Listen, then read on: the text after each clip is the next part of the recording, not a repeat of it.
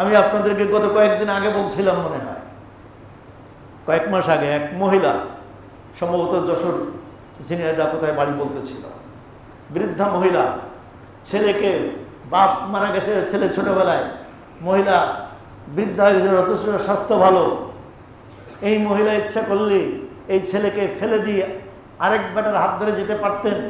জানলে এই ছেলের পিছনে থেকে লেখাপড়া শিখে ব্যাংকে চাকরি হয়েছে, এক বড় ব্যাংকে চাকরি করে। এখন ছেলে কোথায় থাকে জানে না, ছেলে মার সঙ্গে যোগাযোগ রাখে না। তা আমি বললাম যে আপনি যে কোনোভাবে ওর ব্যাংকের নামটা দেন, আমি একটু চেষ্টা করে দেখে আমি পারবো, আশা করি। ওর মোবাইল নাম্বার, আগের যে মোবাইল নাম্বার ছিল সেই মোবাইল নাম্বার দেন। কি করব?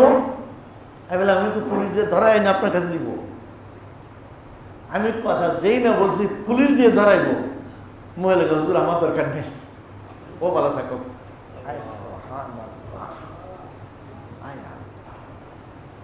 এখানে একদিন আপনাদের 2 দিন আসছে আপনাদের কাছে সাহায্য নিতে। চিন্তা করা যায়, আমি ভুল করে ফেলছি যে আমি এটা আগে বলে ফেলছি। ও কেমন ছেলে, ওর কে লেখাপড়া শিখেছে, ওরে ভালো করে দেখবো। আমি যদি ওকে পাইছি, আজ মা ভিক্ষা করে বেড়াইছে, মা পরের বাড়ি কাজ করে, তোকে লেখাপড়া শিখে এই জায়গায় পৌঁছেছে। এই মুহূর্তে মার কি খেদমত করার দরকার ছিল? এই সন্তানের ভবিষ্যৎ কি হবে আপনারা কি মনে করেন? এইটা হলো হুকুকুল ইবাদ, বান্দার হক। সন্তান মায়ের হক বোঝে নেই, মা তো সন্তানের হক পুরা আদায় করছে, 16 আনা 18 আনা আদায় করছে। কি বলেন, ঠিক কিনা? নিজের জীবন যৌবনকে বিলীন করে দিছে। আজ সেই সন্তান এইভাবে মায়ের কপালে লাথি, আর এই সন্তানকে ওর এদিন আসবে না। ওর মার আর কত কষ্ট। সে তো অনেকটা সুস্থ আলহামদুলিল্লাহ এই বয়সও। কোন জায়গায় কারো কাছে তার যাওয়ার কোনো জায়গা নেই, সুযোগ নেই। ভাই ব্রাদার বলতে কেউ নাই, সব মরে ছাড়ে শেষ। মিত্রালয়ের কেউ নেই, শ্বশুরালয়ের তো সব আগের থেকেই শেষ। স্বামী মরার পরে সেখানে আর তার থাকার সুযোগ হয়নি। আল্লাহ আল্লাহ, আল্লাহ তুমি মাফ করে দাও, আল্লাহ তুমি মাফ করে দাও। মহিলা আমাকে বারবার বলছে, হুজুর এমন কোন তাবিজ আছে কিনা যা দিয়ে ওকে একটু আমার কাছে আপনি নিতে পারতেন, পুলিশ দিয়ে আনা লাগবে না। পুলিশ ওকে মারবে, ওর কষ্ট হবে, ওর নামে কেস হবে, ওকে হয়রান করবে, পরেশান করবে, হয়তো বা এটা জানতে পারলে ওর ওখান থেকে চাকরিও চলে যাবে। আমি চাই না ওর কষ্ট হোক। আল্লাহ, ব্যথা, এই ব্যথা, এই অনুভূতি, একে দুনিয়ার কোন সাহিত্যিকের সাহিত্যে, কোন কবির কবিতায়, কোন ভাষার শব্দে এটা আয়ত্ত করা সম্ভব, প্রকাশ করা সম্ভব? বিলকুল না। মায়ের মমতা, আয় সুবহানাল্লাহ, তারে তারে ভিক্ষা করে খাইতেছে, থাকার জায়গা নেই, দুমুঠো খাওয়ার ব্যবস্থা নাই, পরনের কাপড়ের ব্যবস্থা নাই। যদি কারো মাধ্যমে কিছু হয় তাহলে তাই। আয় সুবহানাল্লাহ, আল্লাহ তুই মাফ করে দাও। মুহতারাম মুসল্লিয়ান, আজকে আপনাদের সামনে কোরআনের পাকের সূরাতুল আহজাবের 58 নম্বর আয়াত এবং এর সাথে রাসূল করিম সাল্লাল্লাহু আলাইহি ওয়াসাল্লামের অসংখ্য হাদিস হতে মুসলিম শরীফে বর্ণিত এখানে হাদিস আপনাদেরকে পড়ে শোনাচ্ছি। এই আয়াত এবং হাদিসের আলোকে একটা বিষয় আজকে আলোচনা করব, বুঝতে চেষ্টা করব। সবার ভিতরে আলহামদুলিল্লাহ কিছুটা আমল আছে, কিছুটা কমতিও আছে। যতটুকু কমতি আছে আজকে আলোচনা শুনে করে আমরা আমাদের আপন আপন জায়গায় এটাকে আরেকটু বৃদ্ধি করার চেষ্টা করব ইনশাআল্লাহ। বিষয়টা হলো হুকুকুল ইবাদ, হুকুকুল ইবাদ, হক। এইটার বহু বচন হলো হুকুক। হক এর এক অর্থ হলো সত্য, দিন হক। হকের আরেক অর্থ হলো অধিকার, প্রাপ্য, ন্যায্য পাওনা। আজকে যে আলোচনা হবে সেটা হলো ন্যায্য পাওনা। আল্লাহর নবী বলছেন এ সম্পর্কে, আতু কুল্লাযী হাক্কিন হাক্কাহ, আতু কুল্লাযী হাক্কিন হাক্কাহ। প্রত্যেকে তার উপরে যে ন্যায্য অধিকার পাওনা আরেকজনের আছে, সেই পাওনা আর তার অধিকার আদায় করো।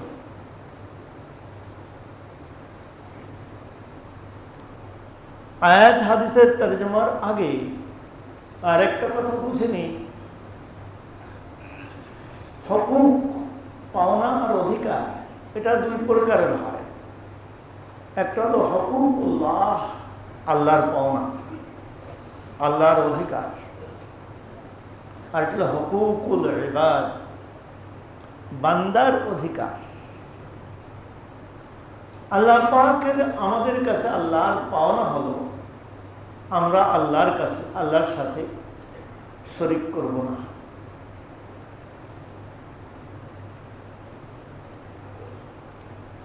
আল্লাহর নাফরমানি করব না। আল্লাহর হুকুম যেগুলি আছে, নামাজ, রোজা, হজ ও যাকাত, এগুলি যথাযথভাবে সাধ্য অনুসারে আমল করব। এটি হলো হুকুকুল্লাহ, আল্লাহর পাওনা। আল্লাহ যে নির্দেশগুলো দিয়েছেন সেগুলির উপরে যথাযথভাবে আমল করা। দুই নম্বর হলো হুকুকুল ইবাদ, বান্দার পাওনা। পিতা হিসেবে সন্তানের উপরে দায়িত্ব আছে, সন্তান হিসেবে পিতার উপরে, পিতার জন্য তার হক আছে। স্বামী হিসেবে স্ত্রীর পাওনা আছে, স্ত্রী হিসেবে তারও দায়িত্ব কর্তব্য আছে। রাষ্ট্রপতির দায়িত্ব কর্তব্য আছে, সেনা প্রধানের দায়িত্ব কর্তব্য আছে। প্রত্যেক দায়িত্বশীলের দায়িত্ব আছে, আর অধীনস্থ প্রত্যেকের অধীনস্থদের কি আছে? দায়িত্ব আছে। আল্লাহ, আমরা এখানে, আমি খতিব হিসেবে আমার দায়িত্ব আছে, মুসল্লি হিসেবে আপনাদেরও দায়িত্ব আছে। প্রত্যেকের নিজ নিজ দায়িত্ব জানা, বোঝা এবং সেই দায়িত্বকে যথাযথভাবে আমল করা। বোঝার ক্ষেত্রে আমাদের একটা ভুল হয়, আমার পাওনাটা বুঝি কিন্তু আমার কর্তব্যটা বুঝি না। প্রত্যেকে আমরা এ ব্যাপারে খুব এক্সপার্ট, যে আমি স্বামী হিসেবে আমার স্ত্রীর কি কি করা দরকার তা আমি জানি, কিন্তু আমি স্বামী হিসেবে আমার কি কি করণীয়, আমার কি কি কর্তব্য, এইটা জানলে ও মানতে কষ্ট। এই সমস্যা এই জায়গায়। সাহাবায়ে কেরামের ভিতরে এর উল্টা ছিল। উনি দেখতেন, ওনারা দেখতেন, আল্লাহ নবী দেখতেন যে আমার পাওনা আমারটা দিল বা না দিল, আমি আমারটা দিলাম কি না, এই ব্যাপারে সাহাবায়ে কেরাম নবীজি সাল্লাল্লাহু আলাইহি ওয়াসাল্লাম অত্যন্ত সচেতন ছিলেন। আমি কি বুঝাতে পারতেছি কথাটা? খেয়াল করে শুনতেছেন? সাহাবায়ে কেরামের আমাদের অবস্থাটা একটু ভিন্ন হয়ে গেছে। আমরা আমাদেরটা বুঝি যে আমার স্ত্রীর এই এই করা দরকার, আমার এই এই খেদমত করা দরকার, সংসারের এই এই করা দরকার, এইটি আমি বুঝি। আমার বাপ মার সাথে, আমার ভাই ব্রাদারের সঙ্গে, আমার আত্মীয়ের সঙ্গে তার এই কর্তব্য, এই করা উচিত, তারা আসলে এই করবে, এটা হলো আমার স্ত্রীর দায়িত্ব। আমি একটা মিসাল শুরু করছি, কথাটা একটু অন্যভাবে নেবেন না। আমি কার সম্পর্কে কিছুই জানি না, আল্লাহ মাফ ফরমা। কিন্তু আমারও কোনো কর্তব্য আছে কিনা, আমার স্ত্রীর সঙ্গে কিভাবে চলতে হবে? আল্লাহ পাক ওয়াশিরুহুন্না বিল মারুফ, তাদের সঙ্গে খুব সুন্দর আচরণ করো, সুন্দর জীবন যাপন করো। বাইরে গেলে আপনি আর আমি বন্ধু বান্ধবের সঙ্গে অত্যন্ত হাস্যোজ্জ্বল থাকি, খুব খুশি থাকি, খুব মজায় থাকি। ঘরে যাওয়ার সঙ্গে সঙ্গে, গেট খোলার সঙ্গে সঙ্গে মাশাআল্লাহ দাজ্জালুম মিনাদ দাজাজিলা, মহান পাওয়ারওয়ালা, শক্তিশালী ডান্ডাওয়ালা, এরকম বহু আছে না নাই?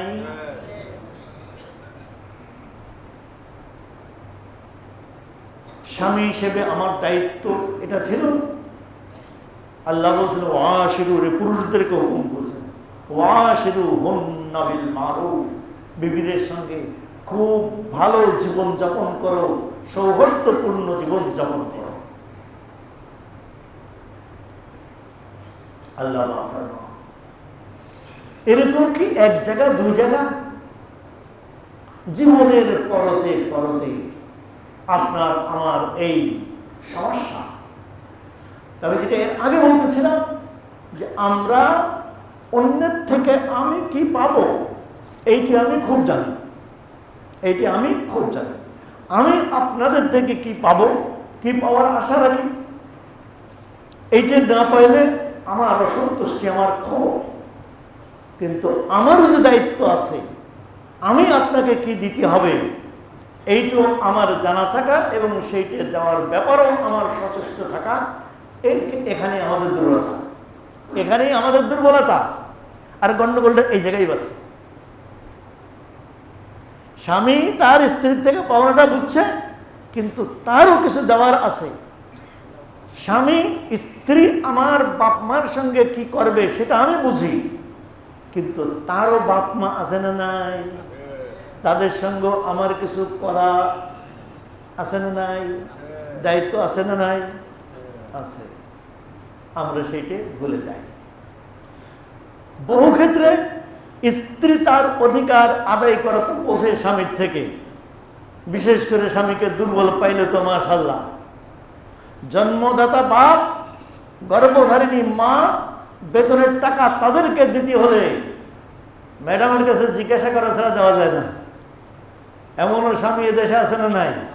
আপনাদের জানা না থাকলে আমার জানা আছে, আমার কাছে তো এইসব ব্যাপারে আসে। আল্লাহ মাফ করে।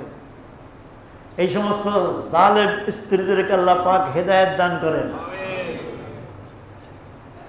আর এটা হওয়ার কিছুটা কারণ কোন কোন সময় যে ভাইয়েরা আসছে, আমি ওনাদেরকে বলেছি কিছুটা কারণ আপনি নিজে, কিছুটা কারণ আপনি নিজে নিজে কারণ হবেন না। এটাকে আর আমি এর চেয়ে বেশি কিছু বলতে চাই না। আল্লাহ মাফ ফরমা, আল্লাহ মাফ ফরমা। আপনি তাকে এত সুযোগ কেন দেন? আপনার জন্মদাতা, আপনার গর্ভধারিণী মাকে আপনার অর্জিত সম্পদ দিতে, টাকা দিতে, মাসিক কত টাকা দিবেন, কেন আপনি ওয়াইফকে জিজ্ঞাসা করছেন প্রথম দিন?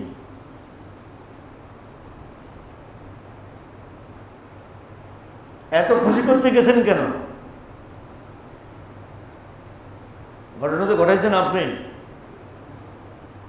যদি সে বাইরে করতে চেয়ে থাকে, প্রথম দিনই হয়নি, একদিনে হয়নি, কিছু সুযোগ আপনার আমার পক্ষ থেকে পাওয়ার কারণে এই জায়গায় চলছে আস। আল্লাহ আল্লাহ। আবার কেউ কেউ এত বড় জালেম, নিজে কাজ করবে না, বিবিকে দিয়ে কাজ করাবে, চাকরি করাবে, সমস্ত টাকাটা বিবির থেকে হাতায় নেবে,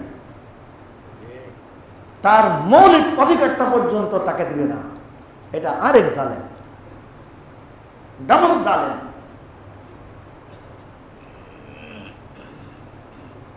প্রয়োজন থাকলে বিবিকে দিয়ে চাকরি বাকরি করাতে পারেন শর্ত সাপেক্ষে, কিন্তু তার অর্থ এই নয় বিবির সব কিছু আপনি হাতায় নিয়ে নেবেন।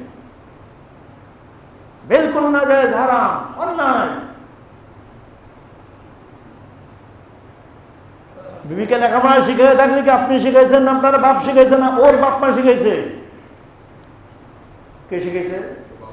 ওর বাপ মা শিখাইছে। যদি ওই 18-20 বছর 25 বছরে তার পিছনে লক্ষ লক্ষ টাকা যদি খরচ গিয়ে থাকে, কে করছে? বাপ মা করছে। এখন যদি সে কিছু বেতন পায়, সে বেতনটা কার হওয়া উচিত? 1 নম্বর, যদি সে নিজে না রেখে কাউকে দিতে চায়, তা কাকে দিতে পারে? সে দিবি। আমরা এটা কি কোনো স্বামী বুঝি মনে করি, কোনো মেয়ে মনে করে?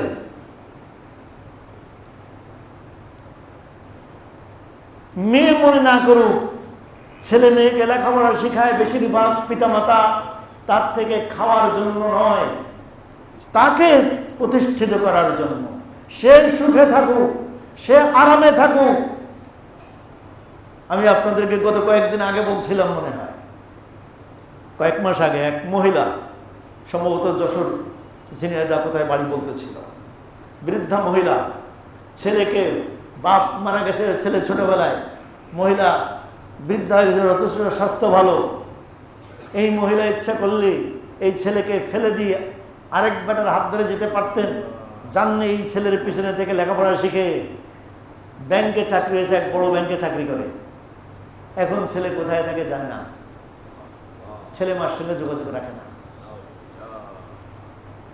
তা আমি বললাম যে আপনি যে কোনোভাবে ওর ব্যাংকের নামটা দেন, আমি একটু চেষ্টা করে দেখে আমি পারবো, আশা করি। ওর মোবাইল নাম্বার, আগের যে মোবাইল নাম্বার ছিল সেই মোবাইল নাম্বার দেন। কি করব? আমি বললাম, আমি পুলিশ দিয়ে ধরাই না, আপনার কাছে দিব। আমি কথা যেই না বলছি পুলিশ দিয়ে ধরাইব, মহিলাকে, হুজুর আমার দরকার নেই, ও ভালো থাকো।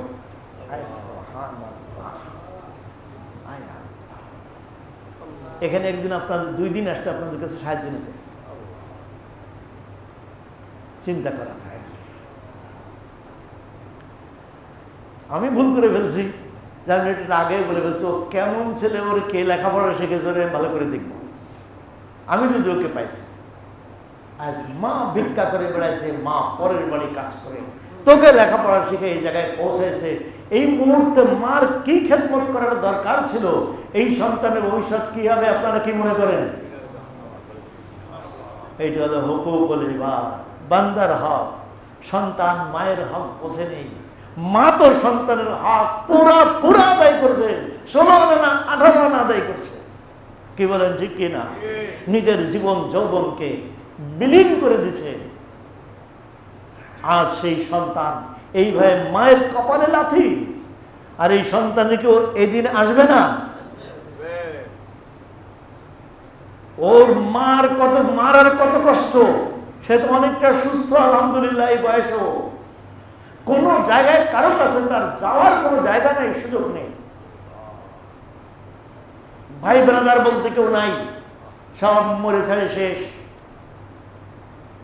মিত্রালয়ের কেউ নাই, শ্বশুরালয়ের তো সব আগের থেকেই শেষ। স্বামী মরার পরে সেখানে আর তার থাকার সুযোগ হয়নি। আল্লাহ আল্লাহ আল্লাহ, তুমি মাফ করে দাও, আল্লাহ তুমি মাফ করে দাও। মহিলা আমাকে বারবার বলছে, হুজুর এমন কোন তাবিজ আছে কিনা যা দিয়ে ওকে একটু আমার কাছে আপনি নিতে পারতেন, পুলিশ দিয়ে আনা লাগবে না। পুলিশ ওকে মারবে, ওর কষ্ট হবে, ওর নামে কেস হবে, ওকে হয়রান করবে, পরেশান করবে, হয়তো বা এটা জানতে পারলে ওর ওখান থেকে চাকরিও চলে যাবে। আমি চাই না ওর কষ্ট হোক। আল্লাহ, ব্যথা, এই ব্যথা, এই অনুভূতি, এই কি দুনিয়ার কোনো সাহিত্যিকের সাহিত্যে, কোনো কবির কবিতায়, কোনো ভাষার শব্দে এটা আয়ত্ত করা সম্ভব, প্রকাশ করা সম্ভব? বিলকুল না। মায়ের মমতা, আয় সুবহানাল্লাহ, তারে তারে ভিক্ষা করে খাইতেছে, থাকার জায়গা নেই, দুমুঠো খাওয়ার ব্যবস্থা নাই, পরনের কাপড়ের ব্যবস্থা নাই। যদি কারো মাধ্যমে কিছু হয় তাহলে তাই। আল্লাহ তুমি মাফ করে দাও। আল্লাহ তো হুকুকুল ইবাদ, বান্দার হক প্রত্যেকের উপরে। কুল্লুকুম রাইন, আল্লাহ নবীর শব্দ শুনে রাখেন, কুল্লুকুম রাইন ওয়া কুল্লুকুম মাসউলুন আন রাইয়াতিহি।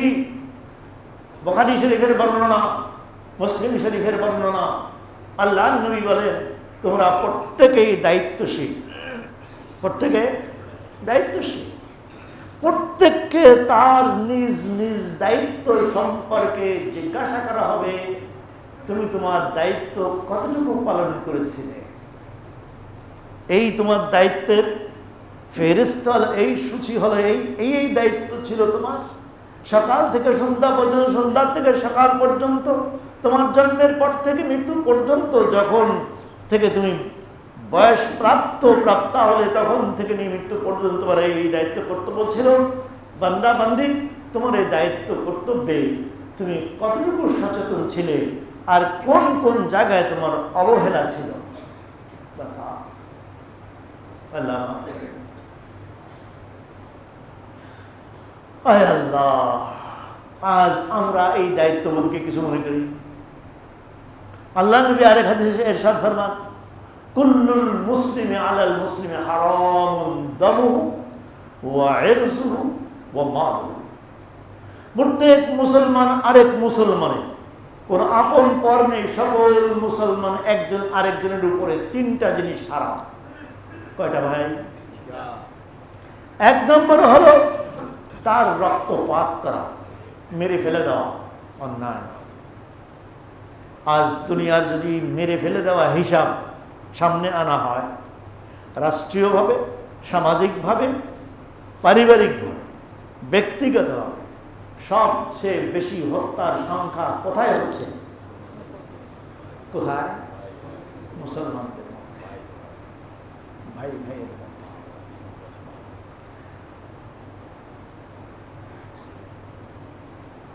পিতামাতার সর্বশেষ আশ্রয়স্থল সন্তান, সেই সন্তানই পিতামাতাকে মেরে ফেলতেছে। ইতিহাস আছে না নাই? কোন দেশে, কোন যুগে? আইয়ামে জাহিলিয়াতে? এখন 4 বছরের সন্তান, 5 বছরের সন্তানকে মার পরকীয়ার অন্তরায় হওয়ার কারণে এই সন্তানকে গলা টিপে মেরে ফেলা হচ্ছে। কোন দেশে? কোন ধর্মাবলম্বী তারা? অশিক্ষিত না শিক্ষিত? শিক্ষিত। অশিক্ষিত তারা। তাহলে শিক্ষার অভাব কোন জায়গায়? এক জায়গায় অভাব। তাকওয়াওয়ালা, খোদা ভীতি, আল্লাহর ভয়ওয়ালা শিক্ষা না থাকার কারণে এই ঘটনা ঘটছে। যদি আল্লাহর ভয়ওয়ালা শিক্ষা এই বান্দা বান্দির ভেতরে ন্যূনতম থাকতো, তাহলে এইভাবে এটা সম্ভব ছিল না।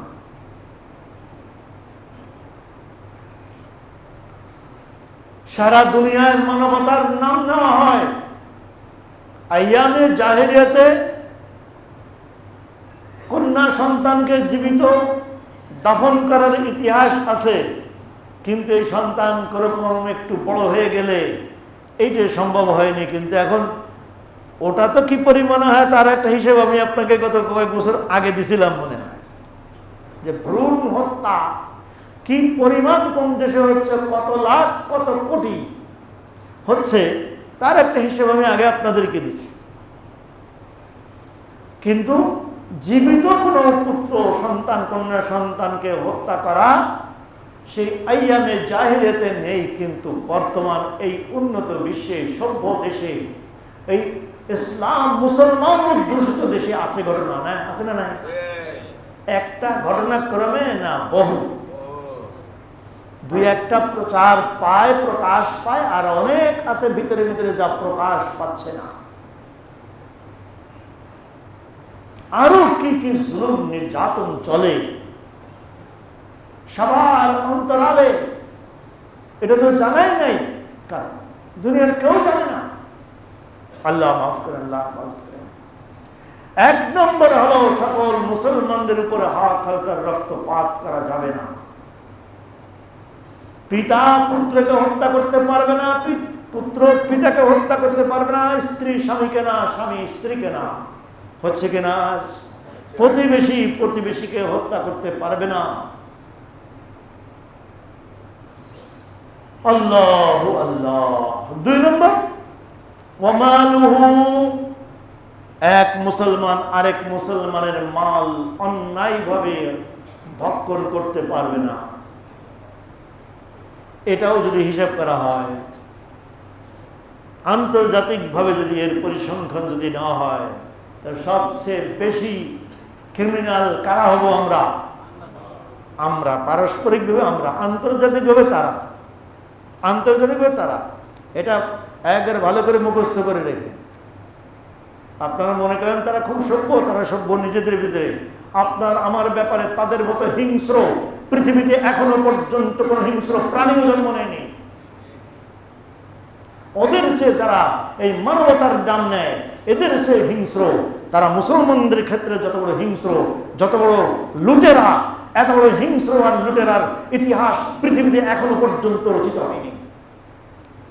কিন্তু আমরা জানি না, জানলেও বলি না, বললেও সেটা বিশ্বাস করি না, এটা আমলে নেই না। টুইন টাওয়ার ভাঙছে বলা হয় লাদেনকে, বিন লাদেনকে।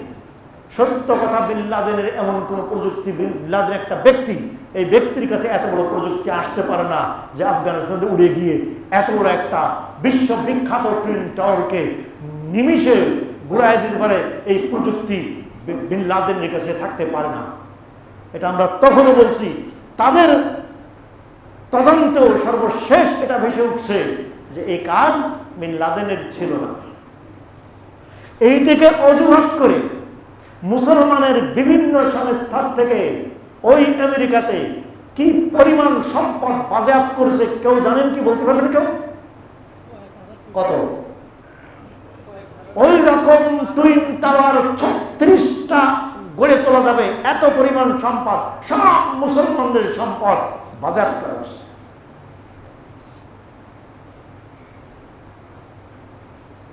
অন্যায় করছি আপনি আর আমি কেউ। সরকার সাজা দিব ওই এলাকার সব মানুষকে? কথা বলেন, মোটেই না। আসল সন্ত্রাসীকে, আসল দোষীকে, ক্রিমিনালকে, তাকে খুঁজে বের করা, এটি হলো সরকারের দায়িত্ব। যদি ওখানে বিন লাদেন বা তার কেউ থাকে, তারা এত বড় প্রযুক্তিওয়ালা, তাদেরকে বের করা উচিত ছিল। প্রথম তো বের করবে কেন? তাদেরকে কি দেবে? প্রতিহত করবে। প্রতিহত করলো না, সেটা পারলো না, আবার আসলটাও বের করতে পারলো না। জুলুমটা সারা দুনিয়ার মুসলমানদের উপরে করলো, কিন্তু কোন মুসলমান মুখ খুলতে পারলো না।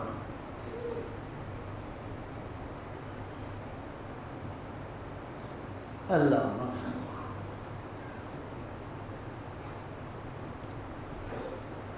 গণহত্যা ফিলিস্তিনে যা হচ্ছে, কোন ইতিহাস, দুনিয়ার কোন ইতিহাসের নজির দেখাতে পারবে না। আফগানিস্তানে যা ঘটছে, দুনিয়ায় এর কোন নজির কেউ দেখাতে পারবে না। পৃথিবীর কোন ইতিহাসে এর কোন নজির দেখাতে পারবে না।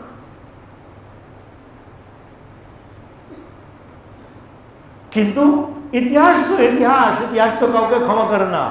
কি কি জুলুম আর নির্যাতন করছে তা পুরা বেরিয়ে আসছে, তাদের মাধ্যমে বেরিয়ে আসছে। আলহামদুলিল্লাহ। আমেরিকারই এক ভদ্রলোক আফগানিস্তানে এসে, সে লোক সংবাদ শুধু মুখস্থ সংবাদ লিখে প্রকাশ করে না, ডকুমেন্টারি ফিল্ম বানায় তুলে দেয়। তার এই ডকুমেন্টারি ফিল্ম আমেরিকায় দেখাতে দেওয়া হয়নি, তার থেকে ওই ফিল্ম বাজাত করা হয়েছে। কিন্তু তার বিকল্পটা ছিল, সে বিভিন্ন জায়গায় এটা চুপে চুপে চুপে দেখাইছে। কিন্তু সে উন্নত বিশ্ব তারা কি জুলুম করছে, রাতের আধারে কি পরিমাণ মানুষকে গণকবর দিছে, এই তারা দেখাতে দিনে। কিন্তু ওই গণকবরের ছবি মাটি খুঁড়ে রাতের আধারে গিয়ে এই লোক সেই উন্নত মানের ক্যামেরা দিয়ে ওই ছবি তুলে দুনিয়ার কাছে প্রকাশ করে দিচ্ছে। এই হলো তাদের মানবতা। আর বর্তমানে মানবতা আরো স্পষ্ট। নিরীহ মানুষ, মাসুম বাচ্চারা না খেয়ে না পান করে মায়ের কোলে কিভাবে ধ্বংস হচ্ছে, মৃত্যুর মুখে ঢলে পড়তেছে। মাকে এই দৃশ্য দেখতে হচ্ছে, ওই মায়ের হৃদয়ের অবস্থা কি হচ্ছে। আবার ইসরায়েলকে অস্ত্র সরবরাহ করা হচ্ছে, যে ইসরায়েল তাদেরকে ত্রাণ পৌঁছাতে দিচ্ছে না। ত্রাণ পৌঁছাতে গেলে সেই ত্রাণ পৌঁছানোওয়ালা তারা কি হচ্ছে, তাদের গুলির নিশানা হচ্ছে। তারা ওদিকে খেল তামাশায় করত আছে।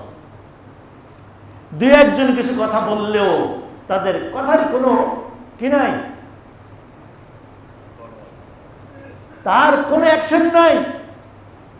আমার কাছে মাঝে মাঝে মনে হয় এই দুই একজনের বলা এইটাও কোনো তাদের শেখানো কিনা, যে অন্তত কিছু কথা বলা হোক, শোনা হবে না ঠিক, বলা হোক। যেমন রাষ্ট্রে একটা বিরোধী দল রাখতে হয়, গণতান্ত্রিক দেশে একটা বিরোধী দল রাখতে হয়, তাদেরকে সরকারি ফান্ড থেকে তাদেরকে লালন পালন করতে হয়, ইত্যাদি ইত্যাদি, আছে না নাই? এরকম এটাও কোনো এরকম একটা গণতান্ত্রিক চক্রান্ত কিনা আমার এই ক্ষুদ্র জ্ঞানে মাঝে মাঝে মনে হয়। আমি বলছিলাম হুকুমুল ইবাদ, বান্দার হক, এত বড় চিন্তা করে তো পারবো না। আপনি আর আমি আপনার আমার জায়গায় হুকুমুল ইবাদ নষ্ট হচ্ছে কিনা, কারণ মাল সম্পদ আপনার আমার দ্বারা নষ্ট হচ্ছে কিনা, আমি নিচ্ছি না কিন্তু আরেকজন নিচ্ছে, আমার সেখানে মৌন সহযোগিতা আছে কিনা, এটাও এক প্রকার সহযোগিতা। কিছু বললাম না, কিছু বললাম না, নাউজুবিল্লাহ। ওদিনে এক খবর একদিনে বলল, সত্য মিথ্যা জানি না, রাস্তার থেকে দুটো মেয়েকে টেনে গাড়িতে তুলে নেওয়া হয়েছে। ওখানে লোকজন ছিল, কেউ কোনো আওয়াজ করেনি, কেউ কিছু বলেনি।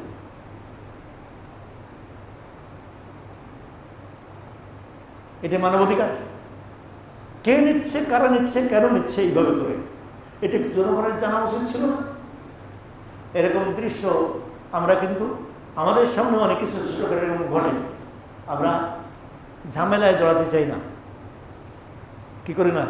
আমি নিরীহ মানুষ, ঝামেলায় জড়াতে চাই না। আল্লাহ মাফ করে। আল্লাহ। 3 নম্বর, 1 নম্বর কি বললাম? রক্ত মানে জীবন, 2 নম্বর মাল, 3 নম্বর সম্মান, মান সম্মান। একজনের মান সম্মানে যদি হ্যাম্পার হতে লাগে, কেউ যদি সেটা বিনষ্ট করতে চায়, সেখানে আর 10 জন থাকলে তাদের এগিয়ে আসা উচিত। কি ব্যাপার ভাই, একটু জানতে পারি না? আল্লাহ পাক আপনার আমার ভিতরে এই সহমর্মিতা পয়দা করেন। একখানা হাদিস, যে হাদিসখানা পড়ছি, হাদিসখানা পড়ে আয়াতের তরজমা বলে আলোচনা শেষ করতেছি। আল্লাহর নবী বলেন, মান নাফাসা আন মুসলিমিন কুরবাতাম মিন কুরাবিদ দুনিয়া নাফাসাল্লাহু আনহু কুরবাতাম মিন কুরাবি ইয়াউমিল আখিরাহ। কোন বান্দা বান্দি যদি কোনো বান্দা বান্দি দুনিয়ার সামান্য কোনো সমস্যার সমাধানের চেষ্টা করে, আল্লাহ রাব্বুল আলামিন ওইটার বদলায় কিয়ামতের দিনে এই বান্দা বান্দি কোনো মহা সমস্যায় পড়লে আল্লাহ পাক ওই সমস্যার সমাধান করে দিবেন। আখিরাতের সমস্যার সমাধান যদি চাই, তাহলে দুনিয়ায় মানুষের সমস্যার সমাধানে আসি। আখিরাতের মহা সমস্যার সমাধান যদি চাই আল্লাহর কাছ থেকে আমার, তাহলে আমার শক্তি অনুসারে দুনিয়ায় আরেকজনের সমস্যায় কাজে আসি, একটু উপকার করার চেষ্টা করি। 1 নম্বর। 2 নম্বর, আল্লাহ নবী বলেন, ওমাইয়াসার আলা মুসরিন ইয়াসসারাল্লাহু আলাইহি ফিদ দুনিয়া ওয়াল আখিরাহ। দুনিয়ায় যদি কোনো বান্দা আরেকজনের সমস্যায় পড়ছে, এই সমস্যাকে যদি একটু উত্তরণ করা দেয়, বিশেষ করে এটা শব্দটার অর্থ বোঝায় দারিদ্রতার সম্মুখীন কেউ যদি হয়, তাকে এই দারিদ্রতার থেকে পরিত্রাণের জন্য যদি একটু ব্যবস্থা নেয়, আল্লাহ পাক তাকে দুনিয়া এবং আখিরাতে স্বস্তির জীবন দান করবেন। করবে একটু চেষ্টা, আল্লাহ করবেন তার পুরোটা। সুবহানাল্লাহ। কথাটা কার বলতেছি? নবী করিম সাল্লাল্লাহু আলাইহি ওয়াসাল্লাম। হাদিস খানা সহি, ইমাম বুখারী রহমতুল্লাহ, ইমাম মুসলিম রহমতুল্লাহ এই শব্দে বলছেন আল্লাহ নবীর। 3 নম্বর, ওমান সাতারা মুসলিমান সাতারাহুল্লাহ ফিদ দুনিয়া ওয়াল আখিরাহ। যদি কোনো মুসলমান ভাই বোন আরেক মুসলমানের কোনো দোষ ত্রুটি অন্যায় অপরাধ জেনে একটু চুপায় রাখে, আল্লাহ পাক তার বড় বড় দোষ ত্রুটি কিয়ামত দিনে চুপায় রাখবেন। আল্লাহ আল্লাহ আল্লাহ। হাদিসের 4th অংশ, আল্লাহু ফি আউনিল আবদ মা কানাল আবদু ফি আউনি আখিহি। আল্লাহ পাক বান্দার সহযোগিতায় নিয়োজিত থাকেন যতক্ষণ বান্দাও অপরের সহযোগিতায় নিয়োজিত থাকে। ভালো করে শুনি আবার, আল্লাহ বান্দার সহযোগিতায় নিয়োজিত থাকেন যতক্ষণ পর্যন্ত বান্দা অন্যের সহযোগিতায় নিয়োজিত থাকে। বান্দা অন্যের তার শক্তি অনুসারে সহযোগিতা করবে, আর আল্লাহ পাক যদি সহযোগিতা করেন তাহলে তো আল্লাহর শক্তি অনুসারে করবেন, আল্লাহর মতো করে করবেন। আল্লাহর সহযোগিতার মুখাপেক্ষী আমরা আছি না নাই? আল্লাহর সহযোগিতা ছাড়া এক মুহূর্ত আপনার আমার এই জবান চলবে না, চলে না। আমার আপনার এই পা চলে না, আপনার আমার এই হাত ওঠে না, নামে না। হাত ওঠা নামা, জবান চলা, চোখের পলক দেওয়া, চোখের দেখা, সমস্ত অর্গান কাজ করা, এটা কার হুকুমে হয়? যে কোনো মুহূর্তে আল্লাহ পাক বন্ধ করে দিতে পারেন কি পারেন না? আল্লাহ দেন কি দেন না? অনেক রেদের চোখের সামনে এর ইতিহাস। আজ এই সব রোগ অনেক বেড়ে গেছে কিনা? আগের তুলনায় এই সব রোগ অনেক বেড়ে গেছে। আগে এত ছিল কিনা? আপনাদের ছোটবেলায় যারা এখন 70-80 বছর বয়স, আপনারা মুরব্বী, আপনাদের 10-15 বছর বয়সে এত প্যারালাইজ দেখছেন? কোন মসজিদে এত চেয়ার দেখছেন? আজ চেয়ারে কেন? অসুস্থ। আমার তো খুব ভালো মনে পড়ে, এই চেয়ার মনে হয় 2000 সালের পরে ঢুকছে। 2005-10 পর্যন্ত তো চেয়ার ছিল না মনে হয়। কি বলেন আপনারা যারা নিয়মিত মুসলমান? 2010-এর পরের থেকে ঢোকা শুরু হয়েছে। আর এখন আমাদের এখানে তো কম। আরো বহু মসজিদে মাশাআল্লাহ 2 পাশে সমানে কি দেওয়া আছে, চেয়ার রাখা আছে। হ্যাঁ, চেয়ারের দোকান, চেয়ার সাধারণ 2 লাইন করে 3 লাইন করে চেয়ার, একবার সামনের কাতার থেকে পিছনের কাতার পর্যন্ত। আল্লাহ মাফ করেন, আমি আপনাদের ঘটনা শুনেছি, এই আজাদ মসজিদের ঘটনা শুনেছি। এক 18-20 বছরের যুবক ও নামাজ পড়েছে চেয়ারে। তোরে পরে জিজ্ঞেস করছে, কিরে বেটা চেয়ারে পড়লে কা? হুজুর একটু বেশি মোটা হয়ে গেছে তো, বসতে গেলে রানে খুব চাপ লাগে, একটু রিল্যাক্সের জন্য পড়লাম।